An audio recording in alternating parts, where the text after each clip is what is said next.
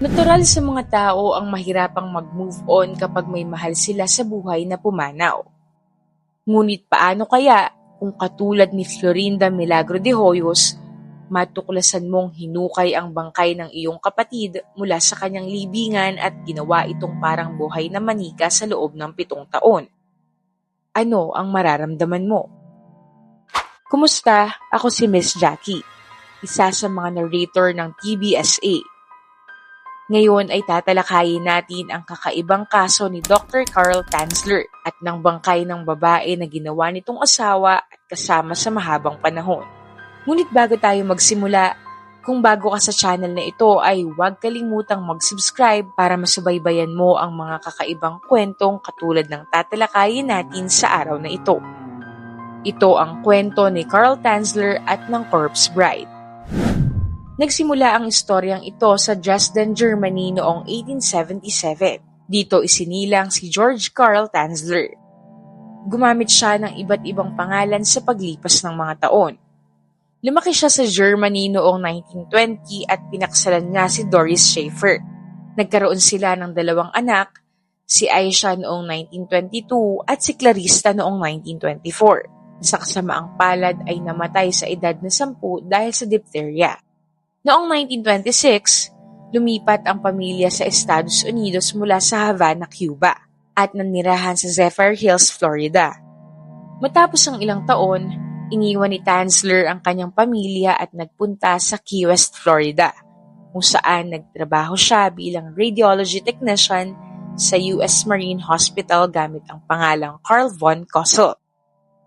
Ginamit niya ang pangalang ito bunsod ng kanyang mga karanasan noong kabataan niya sa Germany at sa kanyang mga paglalakbay sa Genoa, Italy. Ayon sa kanya, nagpakita sa kanya ang kanyang mga ninuno na matagal nang yumao, si Countess Anna Constantia von Kossel. Pinakita umano nito sa kanya ang mukha ng kanyang tunay na pag-ibig, isang kakaibang babae na may maitim na buhok na ayon daw sa espiritu ng kanyang ninuno ay itinadhana niyang makasama habang buhay. Sa ospital, madalas siyang magtrabaho sa ward ng tuberculosis. Sinabi ng mga naging katrabaho na hindi siya nag-aatubili at masigasig niyang inaalagaan ang mga pasyente. Kahit na ang tuberculosis ay isang lubhang nakakahawa at madalas na nakamamatay na sakit noong panahong yon. Noong Abril ng taong 1930, nakilala ni Tanzler si Elena Milagro de Hoyos, isang Cuban-American na dinala sa ospital ng kanyang ina dahil sa hirap sa paghinga. Nang makita ni Tanzler si Elena, siya ay agad na nabighani.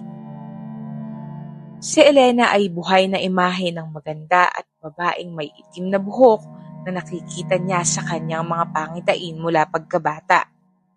Si Elena na noon ay 22 taong gulang ay kinumpirmang may sakit na tuberculosis.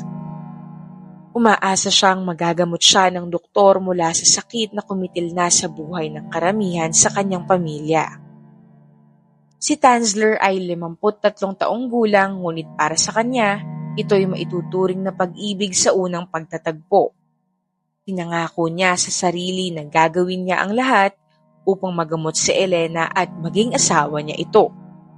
Hindi naman pareho ang nararamdaman ni Elena ngunit tila seryoso ang doktor sa kanyang kagustuhang pagalingin siya.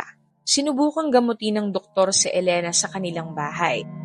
Humingi si Tanzler ng pahintulot mula sa pamilya ni Elena na subukan ang ilang kakaibang pamamaraan, kabilang na ang paggamit ng Tesla coil, isang resident transformer nagkaroon ng patent noong 1891. Pati na rin ang eksperimento sa X-ray at iba't ibang timpla ng mga syrup at potion. Bukod dito, pinapakita ni Tanzler ang kanyang interes kay Elena sa pamamagitan ng pagbibigay ng mga mamahaling regalo. Sa kasamaang palad, hindi tinanggap ni Elena ang kanyang romantikong damdamin at tinanggihan ang kanyang alok na kasal. Ngunit hindi ito inalintana ni Tanzler. Sinasabing mamahalin at aalagaan pa rin niya si Elena kahit pa siya ay pumanaw. Isinulat ni Tanzler sa kanyang journal na umaasa ako sa kabila ng matinding sakit, maghihilom ang mga sugat. Umaasa ako na kapag si Elena ay wala na sa panganib, kami ay magpapakasal at magsasama habang buhay. Gayunpaman, sa kabila ng lahat ng pagsisikap ng doktor, noong Oktubre 25, 1931, matapos ang 1.5 taon, pumanaw si Elena dahil sa karamdaman. Lubhang nasaktan si Tanzler at nag-alok na siya ang gagastos para sa pagpapalibing. Nakakuha rin siya ng pahintulot mula sa pamilya ni Elena na magtayo ng isang above-ground mausoleum para kay Elena sa Key West Cemetery. Pinalinyahan niya ang kabaong ng formaldehyde at iba pang preservative agents at itinago ang susi ng mausoleum. Araw-araw siyang bumibisita sa puntod ni Elena, kinakausap ang kanyang bangkay, inaawitan ito at binabasahan ng mga kwento. Sinabi niyang nagpapakita sa kanya ang multo ni Elena sa mausoleo. Ang mga pagbisitang ito ay nagpatuloy ng mahigit 2 taon. Ayon kay Tanzler, nagsimula raw siyang marinig si Elena mula sa kabilang buhay na sinasabing natatakot siyang mabulok. Isang gabi noong Abril ng taong 1933, kinuha ni Tanzler ang bangkay ni Elena mula sa mausoleo at dinala ito pauwi gamit ang isang wood cart. Nagtaka ang pamilya ni Elena kung bakit tila tumigil na sa pagbisita si Tanzler sa libingan, ngunit inakala nilang nakapag-move on na ito. Dinala ni Tanzler ang katawan ni Elena sa isang espesyal na laboratorio na ginawa niya sa loob ng isang hindi na ginagamit na eroplano at ginawa ang lahat upang mapreserba ito.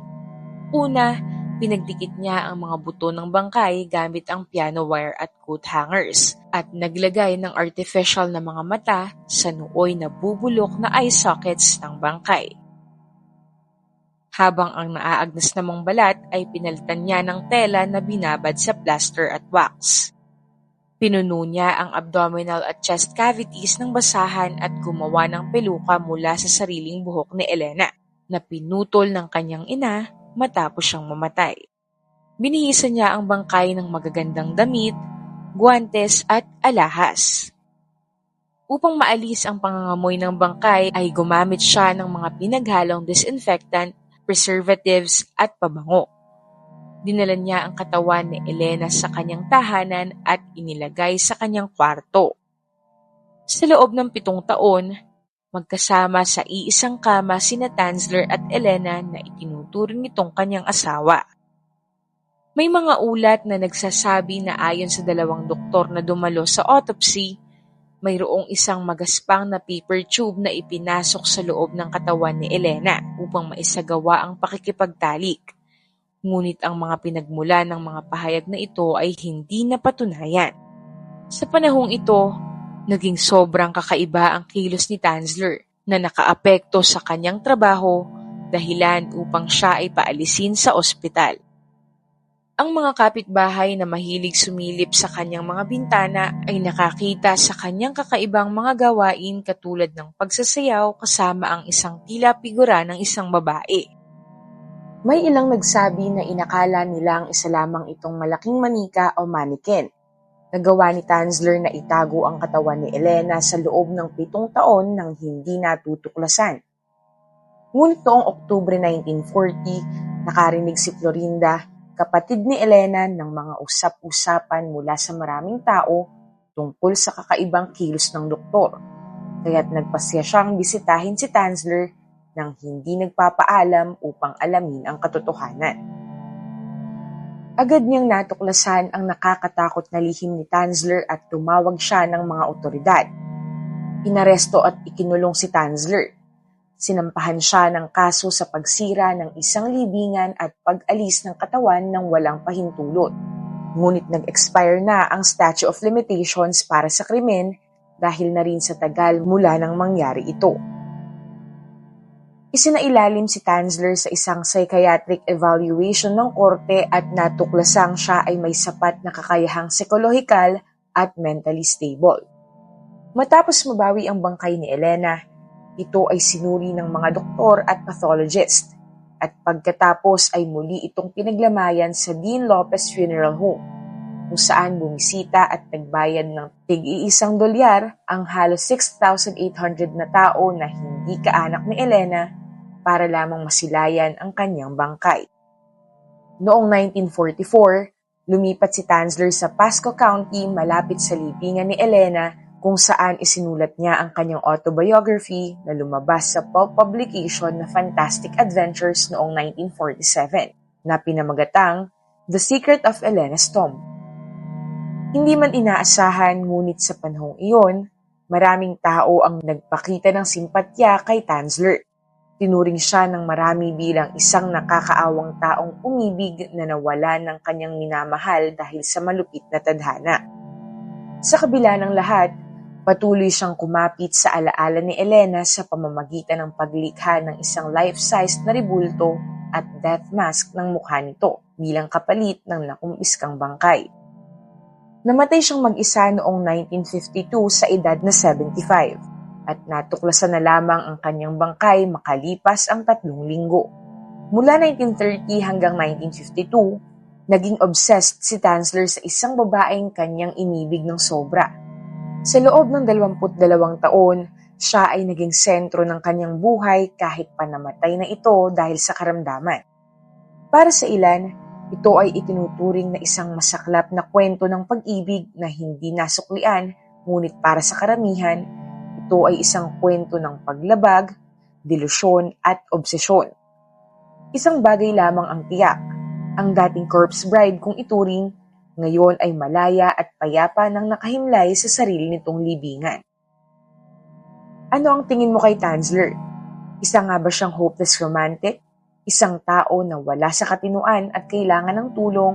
O sadyang siya ay obsessed at delusional na walang respeto kahit sa patay? Kung ikaw ay umabot na sa bahaging ito ng video, maraming salamat sa iyo. Para sa iba pang istorya, huwag mong kalilimutang mag-subscribe sa aming channel at kung may nais kang ma-feature na kwento na sa tingin mo ay angkop sa channel na ito, maaari mo itong isulat sa comment section. Ito ang Tagalog Bizarre Story Archives.